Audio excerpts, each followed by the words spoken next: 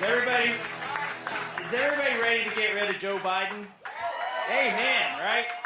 Listen, why did I get in my F-250 with the camper on the back and drive 715 miles to be with you today? Because you all are going to set the stage for everything that happens in this presidential election. Ignore the polls. The polls are you. What they do in New Hampshire is going to be decided by what happens here in Iowa. So I'm excited to be here. The reason I am certain in my heart that I am 100% behind Ron DeSantis is I hung out with him for 6 years in Congress. He got me in so much trouble fighting the establishment. The first idea he had was, well, I can claim an hour of time and let's go fight the internet tax. So I go to the floor of the House, I fight the internet tax, we give these speeches. The next day I had 12 lobbyists in my office from Home Depot, Walmart. They were all mad at me. They wanted to tax the internet. I said, I kind of like this Ron DeSantis guy. So I hung out with him, and then he got elected governor. And when COVID hit in Congress, I was still in Congress. And Nancy Pelosi told us, just stay home. We're going to pass $2 trillion CARES Act, and we'll do it by unanimous consent, and nobody has to vote on it. And I'm sitting in Kentucky, and the Republicans went along with it too. They said, stay home. Nobody needs to vote on this. I'm like, I told my wife, this is the biggest spending bill in history. It's going to cause inflation. It's going to cause shortages for years down the road.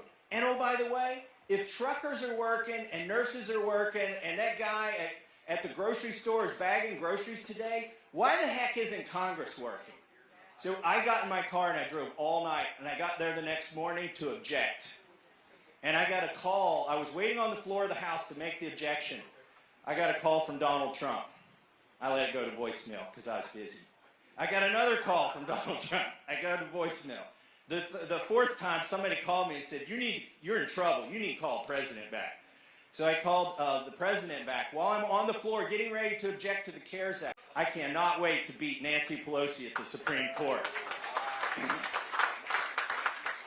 But I got a call from somebody I hadn't heard from in a while when I was going through all this, and everybody hated me for it, for making them come to Washington, D.C., and there was $1,200 checks, so this was a popular bill, even among some Republicans. I get a call from Florida, and I answer it. It's Governor Ron DeSantis. And he says, you know what? I know you're taking all kinds of flack. He said, I'm taking flack down here. I'm not going to shut down our state. I'm not going to shut down our schools. He said, I know the polling is against us, but in 2 years, people are going to know we did the right thing. So he said, stick with it, Thomas. I'm going to stick with it down here in Florida.